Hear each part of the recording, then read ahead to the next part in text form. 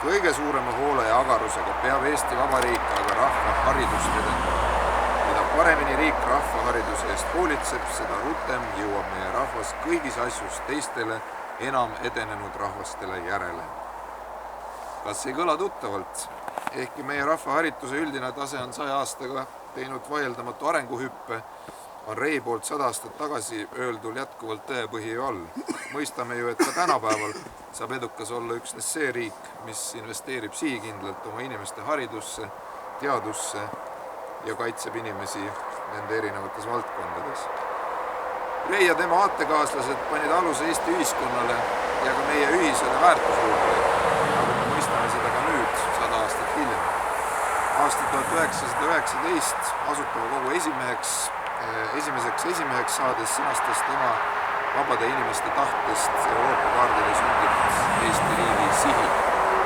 Olla iseseisev ja demokraatlik õigusriik, mis on turvaliseks koduks kõigile siin elavatele inimestele. Sellest vaimust kantuna raiuti Rei juhtimisel need põhimõtted ka Eesti Vabariigi esimesse põhiseadusesse, mis oli tollases maailmas üks progressiivsemaid ja demokraatlikumaid. Õigusriik, kõigi inimeste austamine, avatus maailmale. Just neist põhimõtetest lähtusime Eesti riigi loomisel ja need põhimõtted on meie ühiskonnakorralduse aluseks ka 100 aastat hiljem. Enamgi veel, August Reil oli riigimehelikkust algatada jõulised reformid sotsiaalkaitse, töötajate kaitse ja hariduse vallas ning viia ellu julge maareform, millega täitus eestlaste sajandite vanune unistus saada ise oma maa omanikeks ja selliselt laoti ka vundament meie rahva eneseteadvuse kujunemisele. Vaadates Eestit 100 aastat hiljem, usun, et August Rei oleks uhke selle üle, mida oleme saavutanud, lähtudes just nendest põhimõtetest, millest tema ja tema aatekaaslased oma poliitilises elus ja riiki rajades juhindusid.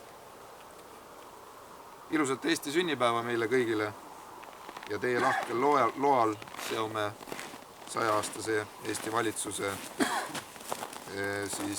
sünnipäeva puhul tänase valitsuse liikmena ja kogu Eesti rahva nimel kunagisele riigivanemale kaela Eesti lipuvärvides salli, mille on kudunud Taivi Kaldma Põlvamaalt ja pannud sellesse üksjagu tööd, vaeva, hoolt, armastust ja soojust.